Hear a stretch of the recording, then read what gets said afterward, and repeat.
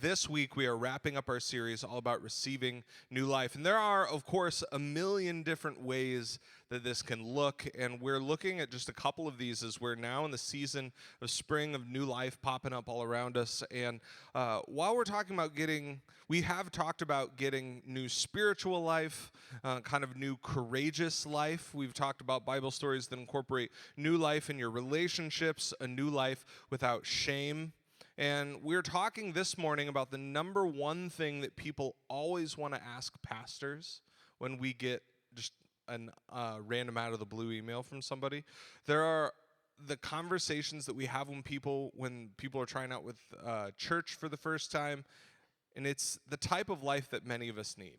We're talking about a purposeful life, a life with purpose. How can we get new life that has purpose? And in order to do that, we're going to be talking about besides Jesus, my other favorite Bible story of all time, Moses.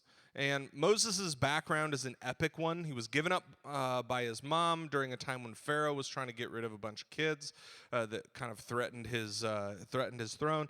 His mom floated him down the river in a basket, only to be found by the daughter of Pharaoh. He was raised in a palace as a part of the royal household, and eventually finds out that he's part of the slave race of people, the Israelites, the people of God, and runs away after killing a guard for beating one of the Israelites. He thinks he's escaped and becomes a shepherd outside of Egypt, only to be visited by God in the form of a burning bush that is telling him to go back into Egypt to tell Pharaoh that he needs to let the entire slave race of people go. I say all of that not to insult your intelligence or pretend that you haven't heard the story of Moses before. Maybe you haven't. But if we pause there just for a second, because from his birth to running out of Egypt, that in itself is an insane story, right? It's a wild life to live, and you would think then that Moses escaped that craziness only to find his peace out in the countryside after everything he's been through, and that would be enough of a lesson. You could say, oh, there's some things I can learn from that. At least that's a way that a lot of us live. When you think about it, that's often the story that we've been conditioned to believe. You get through the first part of life, you get through some struggle, you do some hard work so you can sit back and live the good life on some land in the country. Maybe start a hobby farm, right? Moses went through some real tough stuff and then went out and was with his sheep, right? Like, oh, it sounds like his quiet retirement. Sounds like a pretty good life. What Moses didn't consider is that even though Moses thought his purpose was finished, God had more in mind. Moses thought that his purpose was finished, but God had more in mind. So the crazy thing happens when the bush that's on fire, but not burning up, he hears voices and everything, and he's told to get in there and be the liberator of his people. First of all, something not everybody knows about the story is that he really didn't want to do it. A lot of us are praying for purpose, and that might not make any sense to you. You're like, listen, if a burning bush with the voice of God tells me what to do, you'd be so overjoyed because you've been looking for some direction. And maybe even Moses might have felt like that, but he didn't expect this, right? Moses essentially tells God with reasons that he is not the right person for the job. He's like, I totally agree. Someone should liberate the Israelites. Just not me.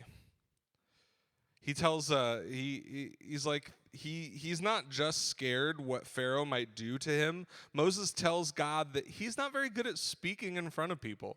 That's the excuse. It wasn't like, hey, Pharaoh will pull me apart, literally. Pharaoh will feed me to any number of wild beasts. Pharaoh will bury me alive in sand dunes. Like, there's so many different forms of torture that he could have died. And he told God, I'm not a good public speaker. He's not confident. He doesn't think he would be a good leader. He says, basically, God, you got the wrong guy. God gets him a friend to help him, but tells Moses, no, you're still my guy. Because oftentimes, God sees more in us than we see in ourselves. God sees more in us than we see in ourselves. And I think that we all need to hear that at some time or the other, because it's not just true in the Bible, because the Bible is the story of God. And that applies to you as well. So Moses and Pharaoh go back and forth. The plagues happen because Pharaoh says no. Eventually, he lets them go. If you don't know the story, you can watch the animated movie, The Prince of Egypt. Anybody seen The Prince of Egypt? Know what I'm saying? Okay, we have some people who know what I'm saying. Back in the early 2000s, they came out with an animated movie, like Disney style, but it's just the story of Moses, and it is nuts and very intense. And they get a lot of things really right in that movie. So if you're looking for a fun way to interact with this kind of content, go ahead, watch The Prince of Egypt. There's a part of the story that a lot of people know, but after Moses splits the sea and escapes Israel, it's not all fun and games after that, right? We think of the plagues, we think of the walking through the water, the parted seas, and all of that, and we're gonna skip all of that. We're not even going to talk about that as much because they find themselves stuck in a specific setting that is a reason that we're talking about it here today. And throughout the Bible, the wilderness is a place that a lot of people find themselves in times of trouble. Characters find themselves in a setting of uncertainty, personal turmoil, and feeling lost at the same time of being in a physical setting where that's the case. Depending on your translation, sometimes it says they found themselves out in the desert. The more kind of direct translation that's maybe a little bit more faithful to what we would think of as wilderness.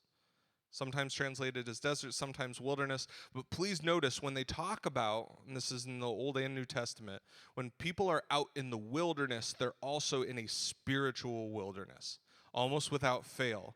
They find themselves in the place where life does not flourish naturally, and like in a physical setting where it is uncertain whether there's life there. And in a series talking about life, they go out into this place without life, and they find it. That is where God finds people in these settings of uncertainty. So this is where the Israelites wander into. They're in the wilderness. And for the Israelites in the story, they start to complain that they want to go back into slavery because that's how much we as people don't like uncertainty. The God of the universe just did a bunch of miracles, has been leading them with pillars of fire, and they're like, nah, I'd rather be a slave because I don't know what's going to happen. And if you hear that, it might sound insane, but there's a part of you that kind of might get it. Man, that sounds pretty intense. A lot of times, the devil you know versus the devil you don't, right? It's like, no, how about no devil, right? Like, how about we hope that there's something more beyond what we're experiencing? We do this all the time. We turn back to our hurts, our habits, and our hang-ups in times of stress because it's easier than confronting our own problems. And just like God was with them in Egypt, God was with them in the wilderness. Just like when God was with them in the burning bush and the plagues and the parting of the Red Sea, God was with them even in their uncertainty. So we are going to take a quick read into the book of Exodus. You can flip to it if you'd like. You can find it on your phone, or as I like to say, you can stare at me awkwardly. Nailing it. All right, we're Exodus chapter 16. Exodus, in case you're trying to find it, second book in the Bible. Exodus chapter 16, we're going to start in verse 1. Then the whole community of Israel set out from Elim. It's just down by Drake. No, I'm just kidding. The whole community of Israel set out from Elim and journeyed into the wilderness of Sin between Elim and Mount Sinai. They arrived there on the 15th day of the second month, 1 month after leaving the land of Egypt. The point of them telling you this is that it's been a second. If you don't have a lot of food to feed a wandering nation of people, it's been a month. Whatever you had with you, whatever you packed, whatever, it's either gone bad or you don't have it anymore. Verse 2, there too, the whole community of Israel complained about Moses and Aaron. If only the Lord had killed us back in Egypt, they moaned. There we sat around the pots filled with meat and ate all the bread we wanted. And also were slaves. But now you have brought us into the wilderness to starve us all to death. Then the Lord said to Moses, look, I'm going to rain down food from heaven for you. Each day the people can go out and pick up as much food as they need for that day. I will test them in this to see whether or not they will follow my instructions. On the sixth day they will gather food, and when they prepare it, there will be twice as much as usual. The point of me bringing this up is not to say that God is going to magically make it rain frosted flakes on your house when things go wrong. What I am saying here is that we so quickly turn to our fears and our anxieties when the future is uncertain, and even when there's no possible way that we could see the way out of a dire situation. In the Bible, God was with them. They were like, well, we're obviously going to starve. And God basically made it rain gluten. No gluten-free people back then. The point is that God provided even though they couldn't see a way of it happening. And God was with them. The truth is, a lot of us are feeling lost in some wilderness. You probably have a wilderness that you're encountering at some place in your life. Maybe you're somebody, when we talk about purpose, you've given what you think is fair in life. You've had good, bad, and everything in between, and now you believe, like Moses did, that your purpose has been completed. You could believe that, that because your career has come to an end. Maybe that's why you think that you're done, and therefore you believe, because that's where purpose has come from and identity has come from for so long. You said, I lived a good life. I did it. I fought the fight. I did my career. Now it's over.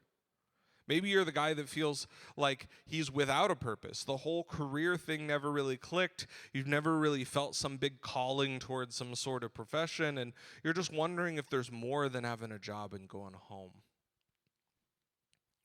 Maybe you're either in that situation or things are going pretty well, actually, and you're like, you're going to things are going to get better when that thing happens. You're like, things are going all right. But man, when that promotion happens, I'm going to be so happy when I finally get that title that I wanted.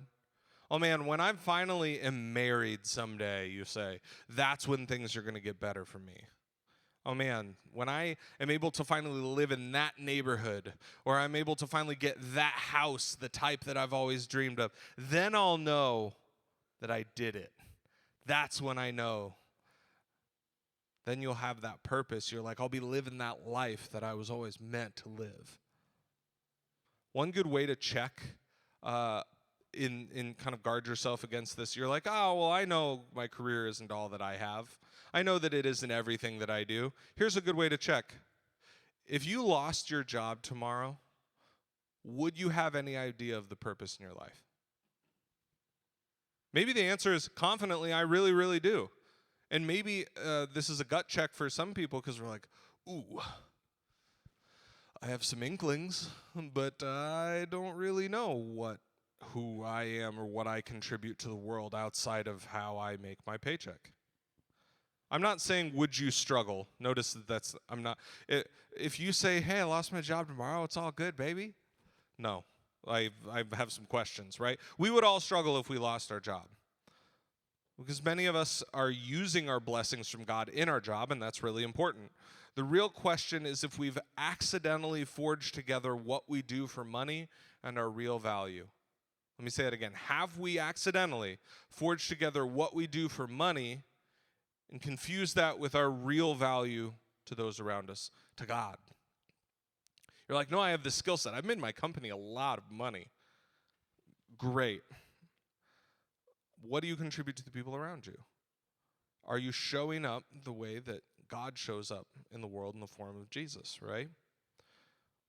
We worship a God that made us. We know that knows us way better than we know ourselves. And just like Moses, God sees through our insecurities, through our brokenness, through the walls that we put up, through the excuses that we make for ourselves and others, and tells us that we're the right person for the job. What is that job then? If not some sort of, professional kind of purpose. I'm not saying drop everything and go to seminary. That would rob the world of things that you are blessed to do in the world that you guys are put in by God to serve. The actual job is to be as much like Jesus in whatever circumstance you find yourself at in this point in life. Maybe you're at a point right now where you're feeling it, right? You're crushing at the job. You found some success. Do you know that this is supposed to be a way that you honor God too in that job? Do you know that you need, I don't mean that you need to host this Bible study in the break room. I'm saying the way that you conduct your business also needs to reflect the values of Jesus' love and grace. And some of you get to make decisions in your line of work that make that happen. I know that there are people in positions of very high authority in this room, right? You get to choose and set the tone of policy for where you work. You get to make some pretty serious decisions. Do those decisions reflect Jesus? I don't mean by name do you say all the right buzzwords to let people know you're a Christian organization. I'm saying, does your company love people well? Does it show up and show grace for the people that work there? Do people know that they are safe, that they are loved? Does it welcome those who others may not? These are the characteristics of when God showed up in the world. Even if you don't have that authority, that doesn't mean you can't be used by God. Just like everyone else, and this is true for each and every one of us, and whatever we're doing after this event, right? Wherever all of us are going after Men of Hope this morning, we have the responsibility to show up and love people well. Does the way that you conduct yourself outside of this building reflect the love of Jesus? Is the feeling of purpose is a hard thing to come by sometimes. Some people who call in and hear us talk about this stuff, they're like, well, I just don't know what to do, and I wish God would just tell me. Well, part of the journey is stepping into the unknown and knowing enough about God through God's word and taking stock of what's around you. Like, yeah, I wish I didn't have to do the hard work of wading through my internal struggles and, the things that have happened to me and looking at what's in front of me. Yeah, that's what you have to do. It's a partnership. It's a walking with God. God has not failed you. God's inviting you to take steps deeper. So the question, my question sometimes for people who talk to me about purpose, I say, do you pray about it? When you pray about it, do you take time to listen? Not that you're going to hear magical voices in your ear. Maybe you will. God can do anything. But the point is that are you taking time to reflect and allow something to come to mind? If you want an answer from God, are you letting God give you an answer? Do you engage with the people around you? A lot of times we want God to show up, right? But a lot of times it's because when we're like, man, I just don't know why God won't show up. The hard truth is that sometimes it's because we haven't shown up ourselves. I'm not saying abandon our life. I'm not calling you a failure. Like, don't email Pastor Mike and say that I was mean this morning, right? What I'm saying is that a lot of times when we talk about wanting God to show up, it's because there is an opportunity we need to step into. Maybe that's Bible study, maybe that's learning, maybe that's getting into a community of people, investing in a small group. I know it sounds like I'm preaching to the choir, but a lot of you might feel this way. You're like, man, I just wonder what's next for me. There are a lot of different ways to show up and see where God might be leading us next. And I'm glad to kind of walk us through this. And I'm glad to talk about this more individually if we need to. But a lot of times, there's some opportunities that we need to take, and what we're actually looking for is God to be ChatGPT and just spit out the perfect answer for us. When really what God's doing is take one more step with me this week and let's see what I'll show you. That's a life of purpose. And that might not feel really comfortable. That might not feel like a really great answer because we've been conditioned to be... We've been conditioned to fill roles, to fit molds. You can Google any job online and figure out the way that a certain job dresses, a certain type of person talks, a certain, we know these different molds that we're supposed to fit into. What God's interested in is God made you to be you. And as you learn how to be more yourself and see your blessings that God has put in your hands, your purpose in life is to walk with those blessings and use it to bring God's kingdom here. Use it to love people well. Use it to show up and be present in your days, seeing what God puts in your midst. That's very different than what a lot of people were taught about purpose, which is get as high as you can in your company and then retire and have a bunch of land. All of that is fine. There's nothing inherently wrong with any of that.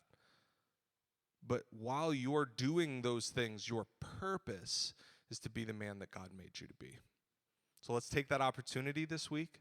Let's step into being the man of God that we're made to be. So let's learn how to walk that out. Let's learn how to take steps in our identity with that. And maybe that's a new thing for you. Maybe that's been a long journey for your life, but all of us fall somewhere in between those things, I think. But let's take that opportunity this week, because that's the fresh life that God has given Moses. And through Jesus, you can see it every step of the way. Jesus reorienting our whole selves to say, how can you help the world around you? How can you love people well? And how can you show up? So let's show up as men of hope. Let's do it, because we'll be better for it. We'll certainly have more life. Here's some discussion questions for us today. Where have you been feeling like you're stuck in a wilderness? Maybe there's a specific wilderness. Maybe it's a relational wilderness. Maybe it is a professional wilderness. Maybe it's just something you've been dealing with, some health problems. What does that look like for you? What's some wilderness that you've been stuck in? Where is God amidst your uncertainty? What I'm talking about is, this is a little bit like a silver lining question, but where are the small moments where you notice God is working? Maybe that's in relationships. You're like, man, job stuff's really hard, but man, my family is good. Maybe it's in brief interactions with people. You're like, man, every time I'm around that person, they really help me to experience God. Man, I just really appreciate getting see that person. Maybe it's the weather. Maybe it's the sunshine. You're like, man, it's so much easier to get up for Men of Hope when the sun is coming up, because that's true, right? And then where can you lean on some of that discomfort that you're feeling to find God on the other side?